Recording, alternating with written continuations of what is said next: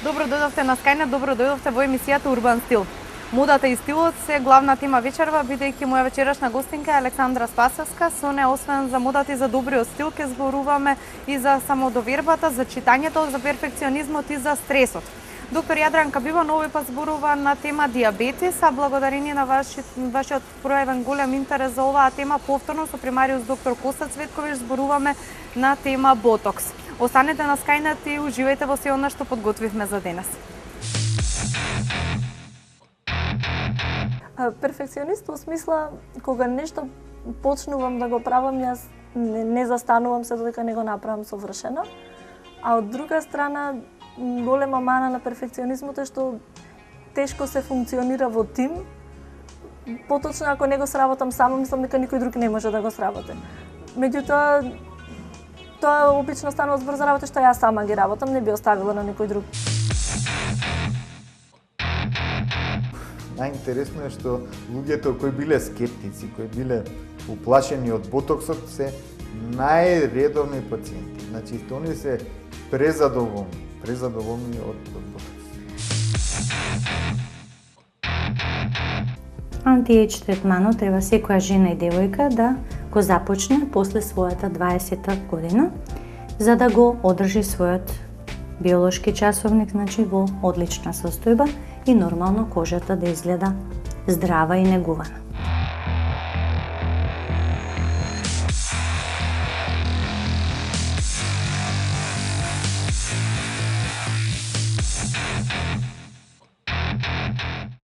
Со овие неколку корисни совети, многу лесно можете да ги отстраните непријатните миризби предизвикани од потењето по завршувањето на работниот ден. Туширајте се со антибактериски сапун. Тој ќе уништи колку може повеќе бактерии, а со тоа и ќе го спречи настанувањето на непријатните миризби. По туширањето, телото избришете го со квалитетен пешкир кој добро упива, за да по бришењето ниеден дел од телото не остане влажен. Посебно внимание посветете на бришењето на пределот на препоните и пазувите. Бактериите кои шират непријатни миризби потешко се размножуваат на сува кожа. Менувајте ја облеката. Чистата облека од природни материјали исто така ја намалува појавата на непријатни миризби. Не претерувајте со лутата и зачинета храна, бидејќи тоа поттикнува потење. Аромата на кроминот може да се задржи во потта до 2 дена, а црвеното месо го зголемува непријатниот мирис на телото. Најважно е редовно отстранување на влакната под пазувите, бидејќи за нив се задржуваат бактериите. По секое туширање, редовно ставајте дезодоранс. Доколку почувствувате дека пазувите ви се мокри, а не сте во можност да се истуширате, избришете ги со антибактериски марамчиња. Штом се исушат, ставете дезодоранс. Стресот исто така предизвикува потење. Ако прекумерно се потите, пробајте го рецептот кој сигурно делува против потење на пазувите. Легнете и опуштете се. Кога лежите на грб, потењето многу ќе се намали, дури и целосно ќе исчезне. Пред да облечете чевли, измијте ги стапалата и темелно избришете ги, посебно меѓу прстите. Потоа нанесете детска пудра или пудра за стапала. Избегнувајте да носите исти чевли 2 дена поред. По едно носење чевлите ставете ги да се проветрат и не ги облекувајте додека не се целосно суви. Никогаш не облекувајте чевли на боси стапала. Тогаш стапалата повеќе се потат, стануваат влажни, а чевлите стануваат легло на бактерии.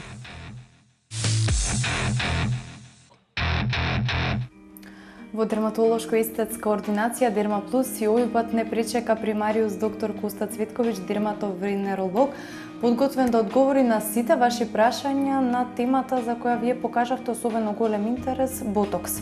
И ве најпрво би сакала да ви поставам прашање што е тоа ботокс и зашто се користи. Ботоксот е токсин кој е пронајден уште 1700 година и многу е интересно како е пронајден во кобасици. И латинското име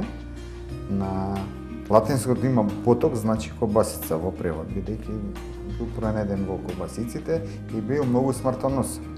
Значи интересно да се каже дека 1 килограм од правиот ботокс токсин може да предизвика смрт на целата планета, наша планета. Значи многу сериозен токсин. Иначе за среќа уште пред 10 години, 2000-та година, Американската асоциација за храна и лекови го одобрува ботоксот за лекување и за козметски третмани. Сега би сакала да прашам за процедурата на овој третман. Колку време трае, како се користи, кои препарати се користат? Процедурата е многу лесна, безболна, брза за апликација на ботокс. Значи прво регијата нормално се чисти со дезинфициенци. Се убризгува точна одредена количина во интернационални единици во секоја регија каде се аплицира ботоксот. Значи многу е важно тоа да се знае колку интернационални единици од ботоксот се убризгуваат. Тоа се процедурални тестови каде е опишено процедурата за боцкање со ботокс. И после третманот се користи лесна маска за рехидратација, да се намали и црвенилото, и се препорачува неколку часа после третманот да не се легне, да не се спие, за да со движење на тој мускул ботоксот се фати во одредената мускулна регија која. Што потоа, има ли период на опоравување? Значи, после тоа настанува опуштање на мускулот во период од неколку дена до максимум 7 дена. Значи, реакцијата не е моментална. Да речеме за разлика од филерот, каде по убризгување на филерот се гледаат резултати. По убризгување на ботоксот, значи тоа е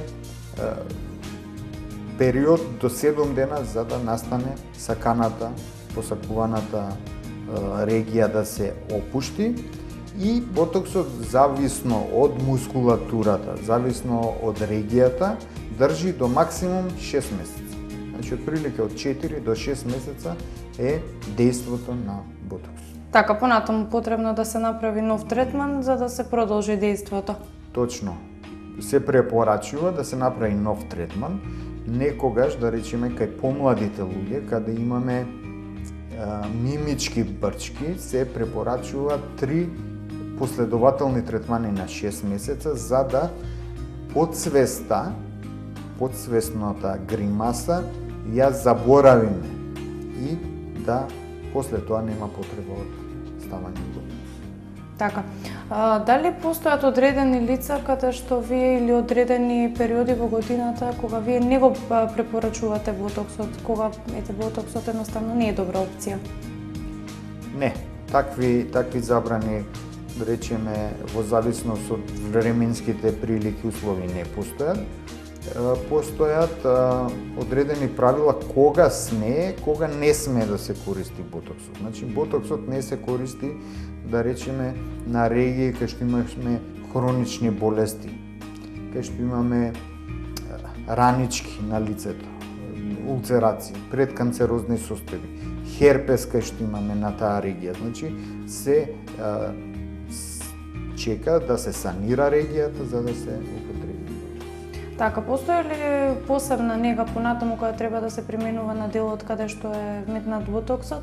Посебни третмани да се прават или посебни препарати да се користат за нега на тие делови? Значи, што е многу важно? После убризгувањето на ботоксот се препорачува што помалку манипулации на таа регија. Значи, секоја манипулација у смисол на третмани на лице, масажи на лице, сауни, повисоки температури, кварцење, солариуми, го намалува, го скратува дејството на ботоксот по одреден временски период. Така, постои ли возрастно ограничување од кога смее и треба да се користи ботокс? Стрикно ограничување временско нема на возраста на пациентот, но се препорачува кај прво после полнолетството и кај долната граница со појавување на првите брчки. Значи да се стопира продлабочувањето на брчките на лицето. Значи за тоа највеќе се користи ботоксот кај помладите. Бидејќи ако настане длабока брчка, ќе мора да се користат паралелно и други третмани за намалување на длабочината на брчката. Освен ботокс и намалување на длабочината на брчката. Така, дали се можни компликации при третманот, по третманот? Компликации се можни. Компликации се можни, значи со несоодветни игли, користење на несоодветни игли, користење на стар ботокс, користење на нестручни лица, третирање на пациенти со ботокс. Така, значи се во прашање на стручност или стручност на лицето кое што работи со ботоксот? Најчесто. Така, сега јас би сакала да прашам колку постои заинтересираност кај нас за овој третман? Па, луѓето се скептици кај нас. Луѓето што пробале редовно се навраќаат повторно на третмани. Многу од нив се многу задоволни и полека се проширува палетата на пациенти кои доаѓаат за користење на ботокс. Чисто по форуми знаеме да го сретнеме и терминот ботокс парти. Што тоа значи? Чисто е застапено низ светот. Ботокс парти е термин кој на запад многу се користи, бидејќи третманите, како што реков пред малце, третманите со ботокс би требале да бидат во период од 8 часа од отварање на ампулата на ботокс. Се собираат друштва, другари и така натаму и доаѓаат заедно во ординацијата и прават ботокс парти. Фактички сите го убризгуваме ботоксот, една или две ампули од ботокс и тоа значи ботокс парти. Така и тоа говори за тоа колку ботоксот е широк е актуелен и широко распространет на запад. Така, во светот е веќе на широко распространет ботоксот. Би сакала да прашам што значи како термин беби ботокс? Терминот беби ботокс значи кај пациенти клиенти кои прв пат доаѓаат и се интересираат за ботокс, јас секогаш им препорачувам третман со беби ботокс. Што значи тоа? Дека се убризгува 1/3 од нормалната количина што треба да се убризга на ботокс. Чисто пациентот да дојде во контакт со ботокс, да го осети ботоксот, да ги разбие предрасудите за отров, за токсин, за атрофија на лицето и така натаму и така натаму. Така, сте се соочиле со многу луѓе кои веќе имаат користен оваков третман и оние кои што се скептици, какви се реакциите по третманот? Дали луѓето се задоволни? Најинтересно е што луѓето кои биле скептици, кои биле уплашени од ботоксот се најредовни пациенти. Значи, они се презадоволни од ботокс. Така, многу ви благодарам на одвоеното време, се надевам дека ги охрабривме сите оние кои беа скептични и одговоривме на сите поставени прашања кои што ни пристигна. Ви благодарам уште еднаш. Фала, поздрав до гледачите на Sky телевизија.